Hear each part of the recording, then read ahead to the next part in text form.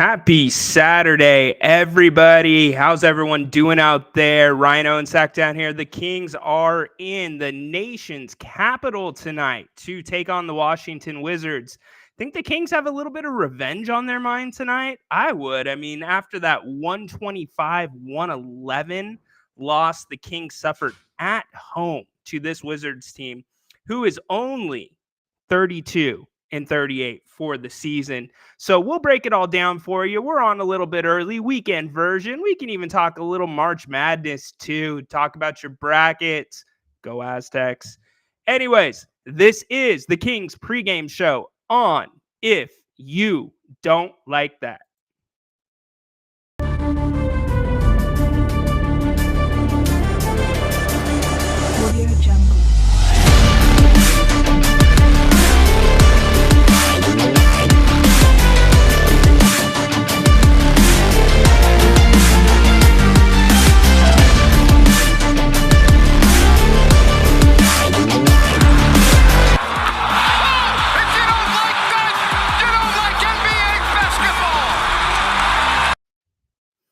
What is up, Tim?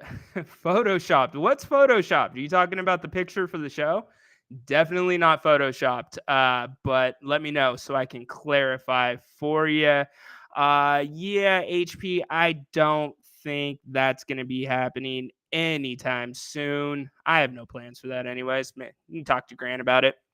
But anywho, the Kings are in Washington tonight. It's going to be a little bit of a different Kings team that we're looking at. We're used to being at full strength for the most part, and tonight they will not be at full strength.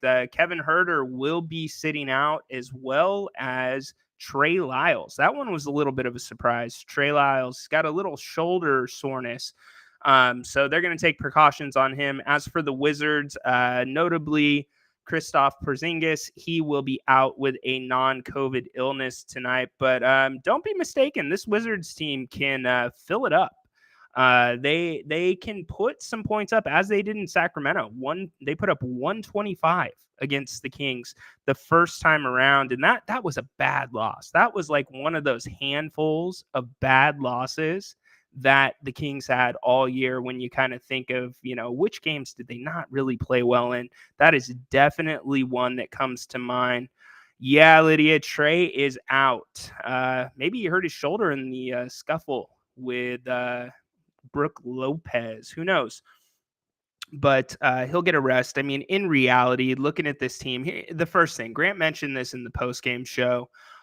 This team, they can lose a game. It's not a big deal if they lose a game at this point.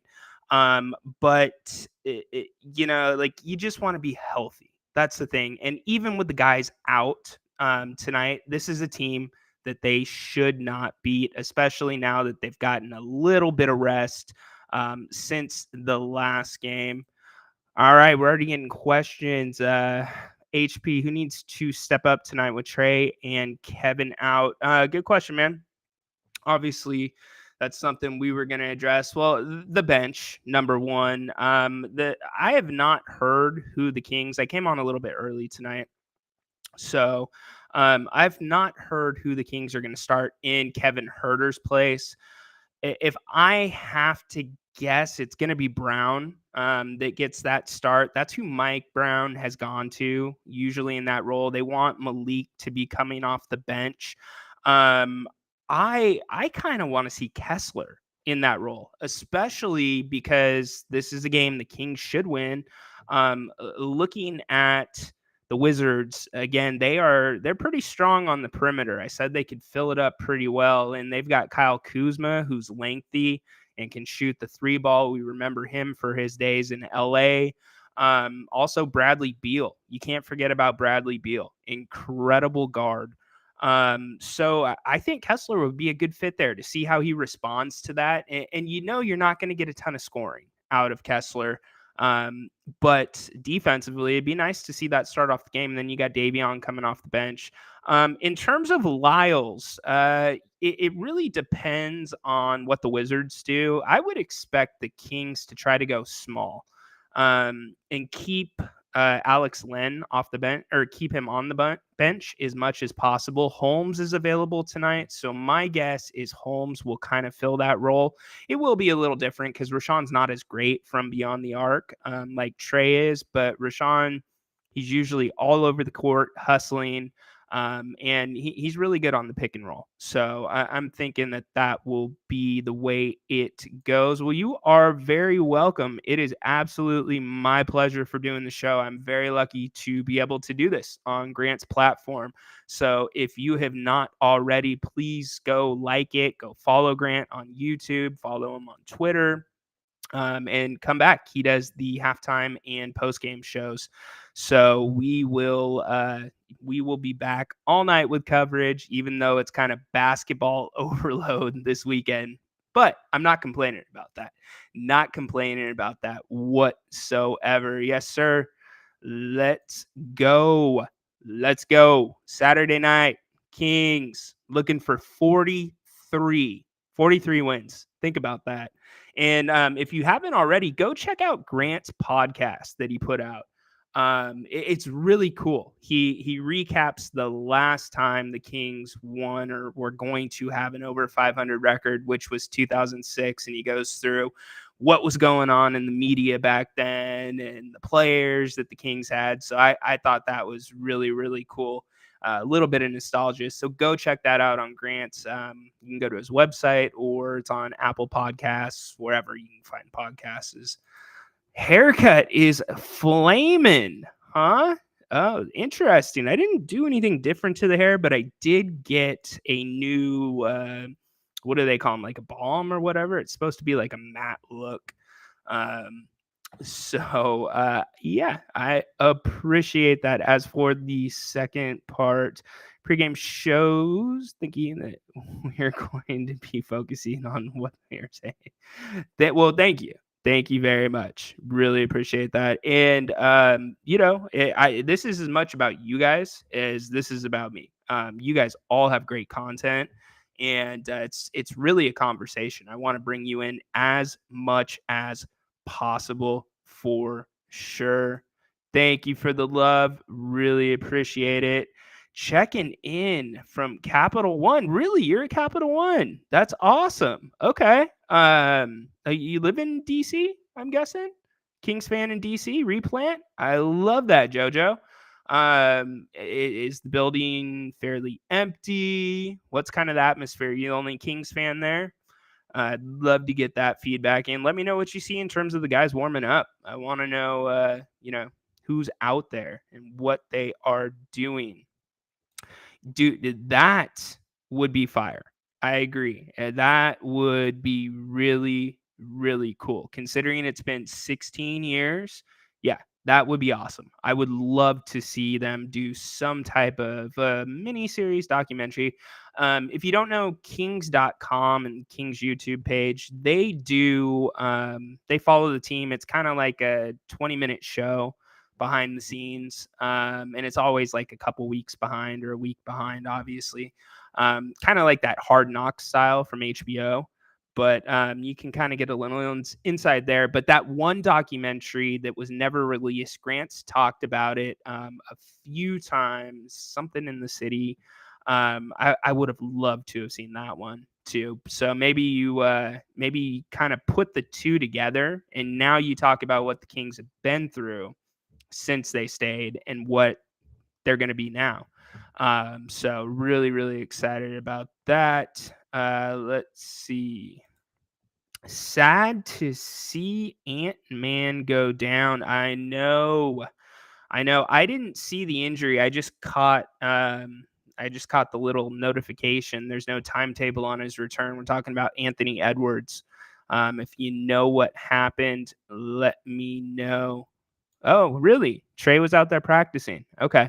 So maybe it's more of a maintenance thing. See, JoJo, our correspondent. I'm sorry. I'm Ryan in Sactown here doing the post-game show or pregame show. And we've got JoJo, our special correspondent, on the floor. JoJo, who's warming up right now? Hey, Ryan. it is Trey Lyles. He's out there warming up, even though he will not be playing tonight. And expect for some of the guys to get some extra minutes off of the bench. Thank you, JoJo. Love it. Thank you so much, JoJo. That was weird. Sorry, guys. Just having a little fun there.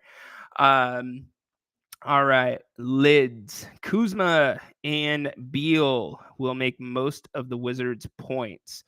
Kings, Fox, Monk need to, obviously. And that's, here's the thing with those two. You can't, if one of them gets theirs, all good, right? And when I say gets theirs, like, I'm not saying 60 points. I mean, 35 points, maybe 40 points. You can't have the two of them going off. And the third thing is you certainly cannot have somebody else get going that you wouldn't expect to have a big night. I don't see. I know this team is different, knock on wood, but traditionally, these are the games that they struggle traditionally. So it seems like, knock on wood again, they've gotten past, like playing down to their competition. But may I remind you, 125-111, the first time these two teams met in Sacramento. And the Kings got a butt whooping that night, and the Wizards were ready to go. In fact, the Wizards, this holds true for almost any team in the association. If you let them get on a run, they're going to go. But specifically shooters like Beal, Kuzma, you let them see a few go through the basket, watch the heck out. And that's exactly what happened in the first game in Sacramento. I love all of these comments. Thank you so much for putting these up there. I will try to get to all of them. See, we got one about the league. Why the league going so easy on Ja? Feel bad for Gilbert Arenas. Well, to be fair, two different situations. Gilbert did have a firearm in the team's locker room. That was 100% confirmed. So, I'm not here to speculate on whether Ja has ever brought a firearm onto the team plane, ever brought one in the locker room. That's not my place. It's not been able to be substantiated to this point. So I don't know that the NBA is taking it easy on Ja here, but I don't like the way the entire process played out. I think the NBA could have handled this much differently. See, my boy Jay is in. Yeah, Jay thinks this could be a trap game. Yeah, Kings need to be focused from the jump. You're right, Jay. I'm not going to say trap, but this is one where they could get caught kind of slacking off, sleeping, mid-second quarter, going into halftime, end of the third quarter. I think they'll come out and, I don't think they'll have a big lead coming out, but I think it'll be a fairly even game, maybe 6-7 points at the end of the first quarter in favor of the Kings. But I think the Wizards will be one run away, and it's just making sure that you limit those and not taking the opponent for granted. I mean, I really hope the Kings have this circled on their calendar, just like the New Orleans game, because when they went to New Orleans and lost by 32, when New Orleans rolled out basically their G team or their G League team, like that was one that I thought the Kings absolutely had to have. So, and they did. All right, we're still on Ja here. Lids. Ja brings people to the arena. They let him off easy. Well, okay. So the Grizzly, that's a whole different situation. Yeah, the way that the Grizzlies handle Ja, as long as it's within the NBA rules, then that's on the Grizzlies. Do they probably need to suggest some changes to Ja? Yes. A lot of times these guys that run with big groups, I'm sure all of you, and I want to make sure that you understand, I am not drawing a comparison to Jaw's group to Mike Bibby's group. Mike had a big group back in the day. It was Team Dime, right? It was his brother, two of his brothers, Hank, Dane, all those guys. I used to, in fact, do Mike's camps. So I knew all those guys, knew Mike, used to work out with Mike actually in the off season for me and off season for him. With Albie Akani, he was the King's strength and conditioning coach for many, many years. And he had a crew, right? So he had a lot of those guys, but they weren't, up in the stands drinking and doing certain things. Mike shied upon that. There were boundaries about what that crew was doing and what they were not doing within the Kings arena. And, if Mike was on the Kings time, let's put it that way. So T Morant and Jaw's crew drinking at games and getting into confrontations with people in the crowd, it's a bad mix. But I guess what I'm saying is when you run with a crew like that, it you don't know what could happen. You're running with multiple people and Jaw's on the court, right? So what's he gonna do? Timeout, ref. I need to go get my boy in line. No, but when you have that many people around you, I guess uh, the the likability or likelihood. Sorry, I can't talk right now. The likelihood that there could be an incident goes up. Less people you have, less likelihood. So, and how visible you are too, right? If you're making it known you're Jaws, dude, like you're gonna have people coming up to you, wanting to take pictures with you, pitching you. Can you ask Jaw if he would be interested in doing this? So it's an issue. If you're just laying low, you got your own little suite, and you're just watching the basketball game, then whatever. So it's tricky, and they're going to have to work that out. And I mean, he's a very, very talented young man. I hope that he definitely gets it figured out. Got some more Jaw stuff. Jaw had to travel with. No, that's not true. Okay, so the police department there investigated it. So let's be clear about that. There was no proof Ja Morant brought that gun on the plane, according to local authorities and according to the NBA. So that's what you have to go by. If that was a firearm that Ja owns, and they were able to substantiate that Ja had that gun in that picture, that's a different story. Then maybe you dig further and you can see if you draw that connection, but you can't say that. Could it have happened? Sure, but what is fact is there was no charges filed, and the NBA found no proof of that. So, anyways, enough about Ja. Thanks, MJ. You're already getting your score in. 139, 105 Kings. You think they're going that high, huh? Okay. All right, MJ. Thank you. Yeah, the long sleeves aren't bad. I'm going long sleeves because of my Aztecs who made the Sweet 16 today, which I am very, very excited about. Indeed.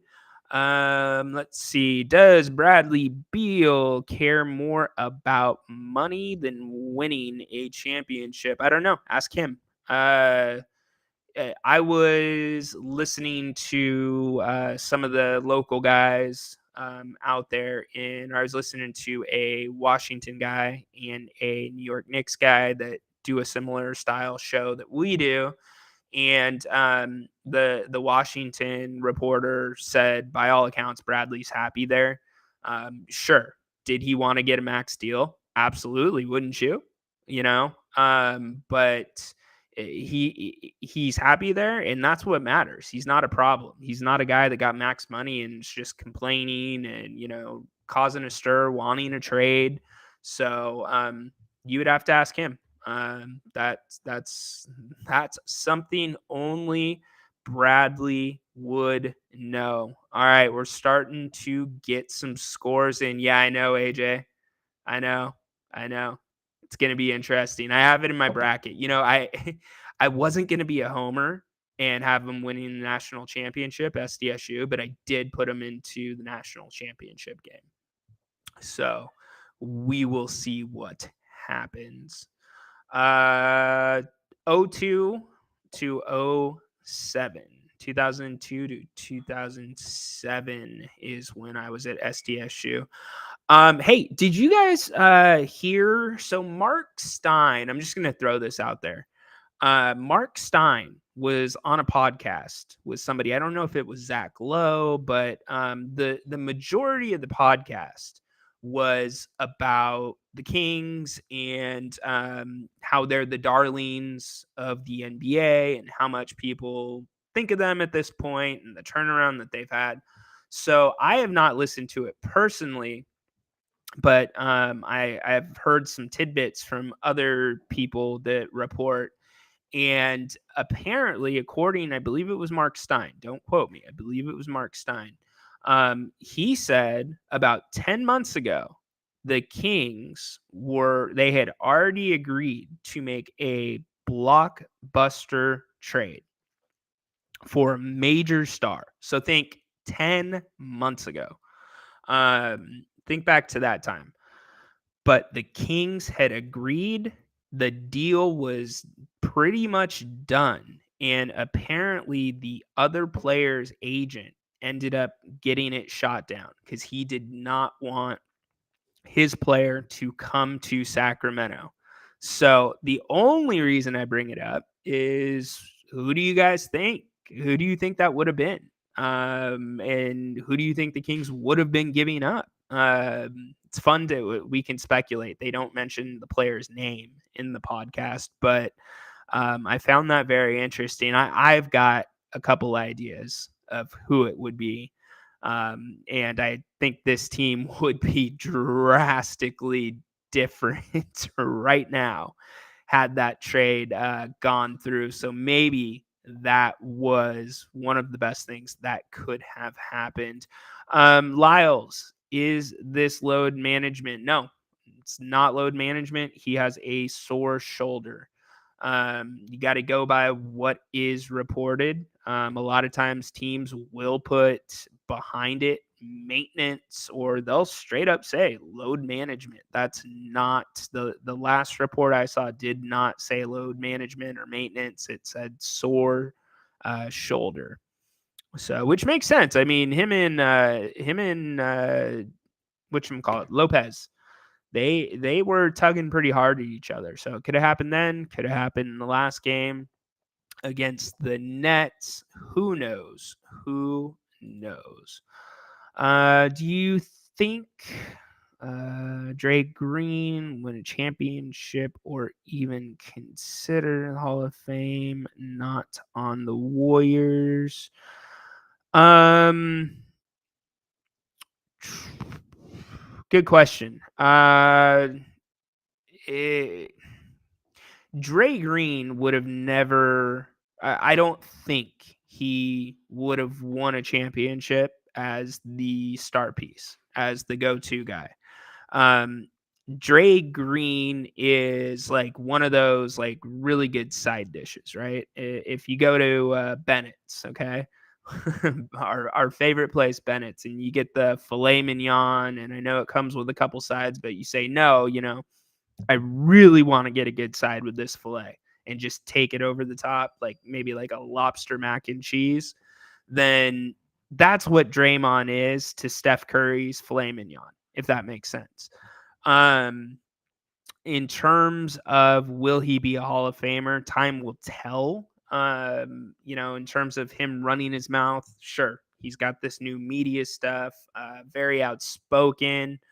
Who knows if that affects his Hall of Fame status? I mean, really, it shouldn't. It's what he's doing off the court, and it's not, he's not breaking any laws. He's expressing his right to, free speech. So who knows?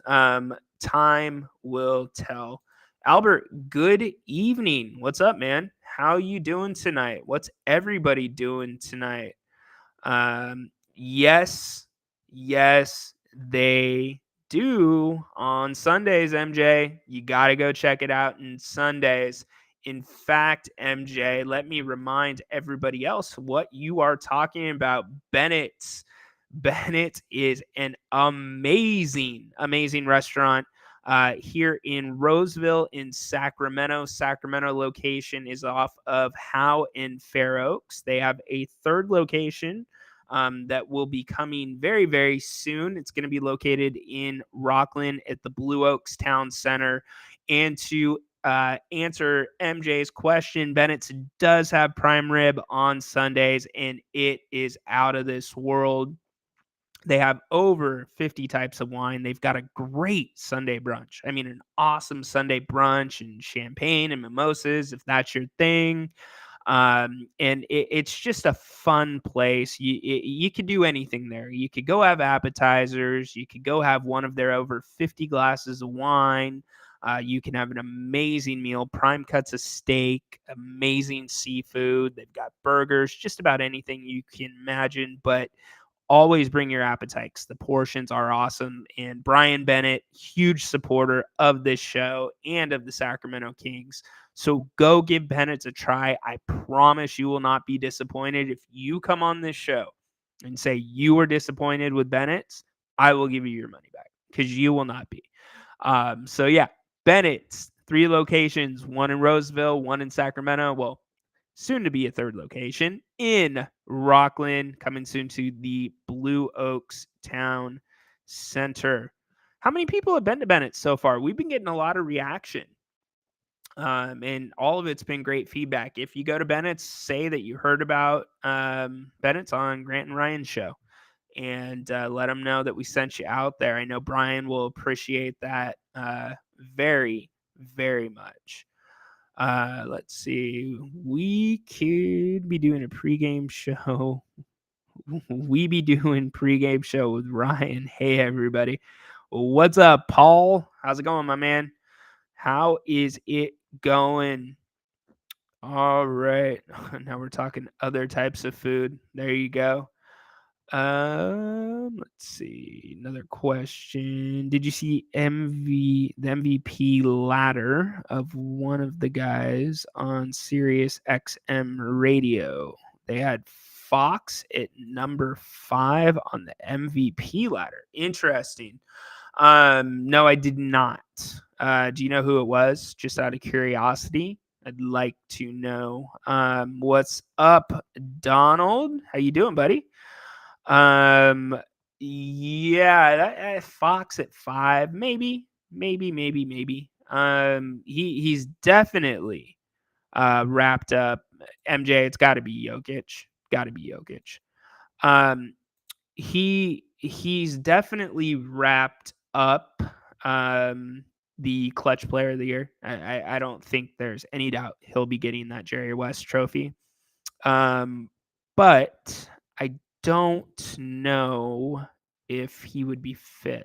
I mean, I would think Sabonis would be ahead of Fox. So let me know if he was ahead of Fox or where Sabonis laid in that. And it looks like they had Embiid at 1. I know Embiid and Jokic are tied right now in Vegas in terms of the odds for the MVP this year. I mean, here's a question for you guys. Put this in the chat. Who's the MVP of the Kings? Got to choose one. Who you choosing? Let me know. Love to get your take on that. So the Wizards, let's kind of talk about them for a second. They're, like I said, they're a below 500 team, 32 and 38 or 39. I got to check. But they're middle of the road. They're 19th in offensive rating. They are 20th in defensive rating. So, I again, one of these games, the Kings absolutely need to, come out and play their own game and not focus on who they're playing. Because whether you like it or not, this Sacramento Kings team has had a target on their back now for a while. And now that target is massive since they have started getting as much national run as they have been getting since that New York Knicks game. So, when you're the Wizards or you're some other team that is struggling below 500, may not make the playoffs, you're going to be looking for a reason to get on SportsCenter. And that's the Kings now. That used to be the Kings looking to get on SportsCenter by beating a good team. The Kings are now that team. So you never know. You're going to get the opponent's best shot most nights, especially when you only see a team twice in a season like the Kings and the Wizards. So, you don't know what they're going to do. In terms of what the Wizards do, like I said, Beal can fill it up. Kuzma can fill it up. I don't need to run down either of their resumes. Beal's a max guy. Very good off the dribble. Kuzma, very good spot up shooter. He can also play a little bit down low. He's a little quicker than he gets credit for.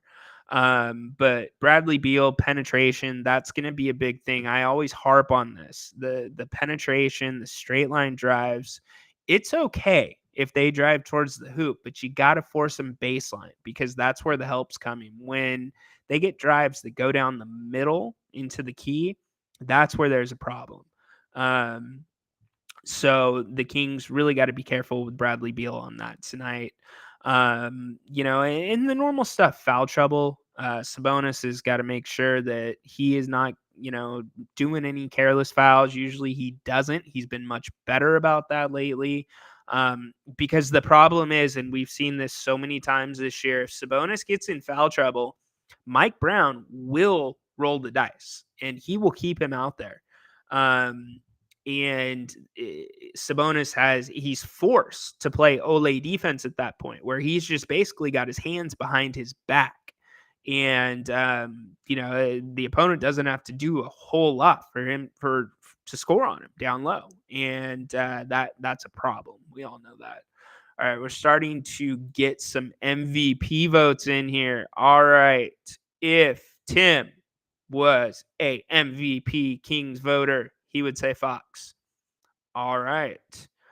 Let's see. Sabonis. All right. 1-1. Donald's got Sabonis. Thanks, MJ.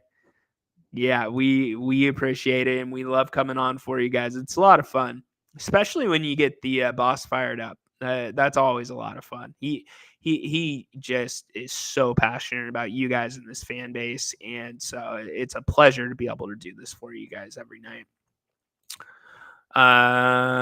Let's see. Any more? What do you mean by this? I'm curious. You think Sabonis needs 2 more years? Huh. Okay. All right. Explain yourself, please. Sabonis with Sasha back up next season. Yeah, maybe. We'll see. We're still on this season, though. We are still on this season. A lot of basketball still to play. Paul, tough question. I think Sabonis and Fox complement each other so well. Absolutely. Kind of like who's MVP, Malone or Stockton. Yeah. Great situation to be in. Sure is. Darn right. It's a good problem to have. And in terms of getting Sabonis locked up long term, just sign here. Supermax. Sign here. Sign here. Sign here. Like that's got to be a done deal.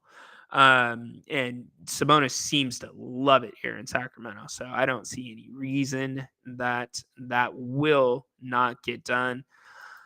I don't disagree with you. Problem is, Monty's not on the floor. So, nope. Let's see. Yes. Let's kick the Wizards' butt. Let's do it. Come on, Peter. Get fired up with me. Yeah.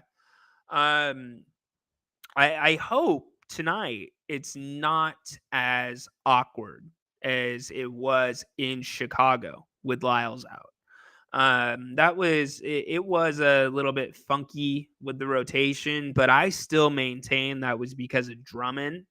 I think that's why Lynn was in, and it was a little bit different with him. But that is the point. When everybody said the Kings need a rim protector, everybody saying that. Yes, I'm talking to you, all you guys. Rim protector, Lydia, I love you, but I'm calling you out. Kings need a backup big guy. First off, those guys don't grow on trees. But second off, most of them are not athletic. They're not able to run the same kind of system that Mike Brown's running with the Kings, and get up and down the court. They're a little bit more heavy footed. And you saw that with Alex Lynn, right? And so if we got a rim protector, okay, but it's a liability on offense. And the reality is, a rim protector, okay, maybe saves us a bucket or two a game because they're not going to get major minutes. Why not put somebody else in there, or do something that's going to make the offense stronger? Because that's the strength of this team, the offense. We already know what the defense is. We're not going to get any surprises on defense, but on offense, sometimes we get surprised. And, it's playing to your strengths. So that's why, the whole big man stuff, and Sabonis, he's a freak. He's a machine. We could talk about that for days. It's a walking triple double, but there's not very many Sabonises in this league. Think back to even before he was in this league. How many bigs can do or have done what Sabonis is doing right now? Jokic, there's one. But it's very, very rare in this age of basketball that the game still revolves around a five. And granted, he can shoot threes, so that changes the dynamic a little bit. But, back in the days, you didn't have your five shooting threes, but yet the game was still centered around them a lot of times. Think about when Shaq came in the league, just as recent as that. Everything ran through Shaq, and Kobe was on that team. So rest his soul, Kobe. Crazy, crazy, crazy. Let's see. We've got a question. Ryan, is Holmes in the doghouse? I don't think so. No, not that I've heard. I have no reason to believe that he's in the doghouse. Mike Brown, he just plays the guys that he plays the best matchups. And he plays the guys that are doing the things he wants them to do. I've said it a million times. He is very big on practice. Practice is huge to Mike Brown. And, if you're practicing well and you are doing the things he wants you to do, then that's going to translate to minutes in the game. That's why sometimes we've seen some of the other guys get minutes that we're like, wait, why is he in right now in the second quarter? It's exactly what it is. In terms of Holmes, Holmes, and I know he's got a pretty big contract. I think it's in the neighborhood of $22 million a year, and it's expiring. To be in that position, not only does Rashawn want to come out and play well and get minutes to audition for maybe the Kings keep him at a cheaper price, but audition for other teams next year if he's going to be in a contract year. And Rashawn's been a great teammate about this. I mean, we haven't heard any reports about him being upset about his playing time. And most times that he's come in, he's played extremely well. Think about it. We would not have beat in LA, speaking of the Lakers, the night Sabonis was sick, if Rashawn didn't step in and have a hell of a game. So I think it's just more of he doesn't fit right now. I mean, Metu is getting the majority of those minutes. And what's the difference between Metu and Rashawn Holmes? And Rashawn's pretty athletic, but the difference is athleticism. And Metu, he's jumping out of the darn arena.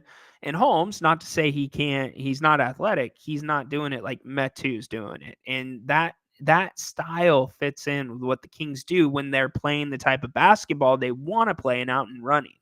So, I don't think he's in the doghouse whatsoever. Let's see. My chats just went away. Sorry about that, guys. Mike, he has the Kings 126, 120. Let's see. I know I missed a couple more. Here we go. Thoughts on Mason Plumlee as a backup center? Um, sure. I mean, after this year, things are going to be different. A lot of guys, their contracts are expiring. I think Plumlee may be an expiring contract. I'm not 100% sure, but he could be a solid hand. I don't know. I mean, and don't forget about the draft too. So who knows? The Kings have done really good with their draft picks under Monty's tenure, and they're really good with finding talent in the latter round. And like even Kessler Edwards, for instance, to have him on your radar, the Kings are looking for value, and I really like that. And here's the big thing that you got to think about as well. Sacramento is now an attractive place to play basketball. The fan base, players around the league have always talked about the fans. But you guys remember the O2 Kings, right? Like how fun it was. Like it just looked fun. The way they shared the ball, just the style of play, and they're winning. They won 65 games that year, I want to say. So if you're a free agent, like why would you not, if you want to win a championship, why would you not want to come to some place like this and tip this team over the edge, and be in a freaking awesome spot? Like honestly, Sacramento is one. I know it's not New York City. It doesn't have the same things to do that San Francisco does, but you're 2 hours from Tahoe. You're 2 hours from Frisco. You're an hour away from wine country.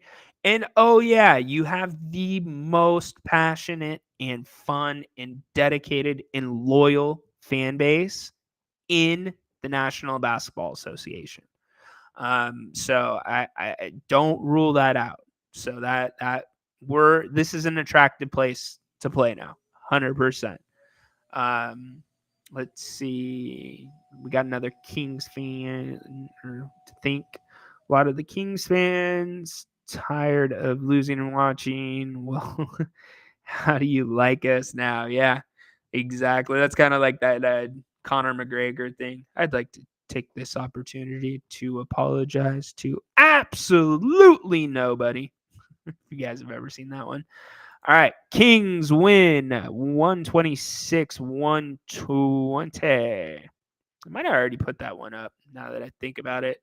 Todd has the Kings at 128 and the Wizards at 122. Got some talk about Holmes and the Bay. Lids has a opinion piece on Monte. I think Monty is waiting to develop or bring a deal to. Okay. I yes and no. I can't say yes and no because I'm not in the office with Monty. But I don't think a backup center is as high of a priority as everybody has it right now. I just don't. If it was, they would have gone out and got Plumlee at the trade deadline because you could have got Plumlee for peanuts, like literally peanuts. So I don't think it's that they don't see that. Told me they don't see it as a huge problem. And I think part of that is because they've got a guy down in the D League who we've seen a few times, that's getting all seasoned up. We'll see what he does if he can make the jump. But yeah, no, I don't think that it's something big to them. I think there's other areas that definitely need to be addressed. John, my man, what's up, buddy? 118, 111. And what's for dinner? All right, you got to tell me too, John. I'll put it up. Um, for dinner tonight, I'm leaning towards the Reuben sandwich again. I'm leaning towards Reuben, but I may be talked into bacon wrapped pork medallions. I've got those in the fridge, but I'd rather sit down, watch the game, be ready for halftime instead of cooking. So I think we're gonna do Reuben sandwiches. All right. What are your thoughts on acquiring DeMar DeRozan? Um, well, that would be interesting.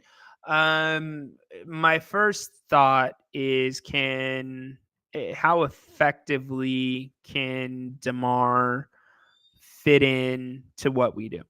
And I think 100% he could. Now, that would be a situation with Barnes exiting because he would be coming in for Barnes. Yeah, I think DeRozan would fit very well with what the Kings do, and I say that because we don't really have.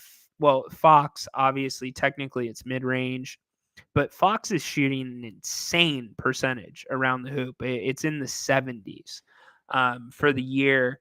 But he has his floaters, he has his spots at each side of the free throw line, or each side of the key that he likes to hit. But other than Foxy, we don't really have a mid range guy, and DeMar could be that guy. And that could help with the spacing on the floor. And DeMar, here's the thing too: DeMar can create his own shot.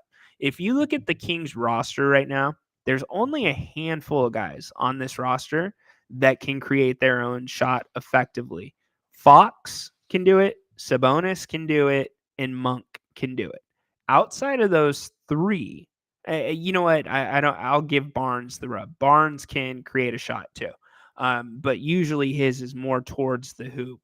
But in terms of just going one on one with somebody and stepping back and hitting a shot and getting yourself enough separation, those are the only guys. Now you add DeMar DeRozan, that's a guy that can certainly do that. We saw that in the game against Chicago. So yeah, DeMar would not be a bad one.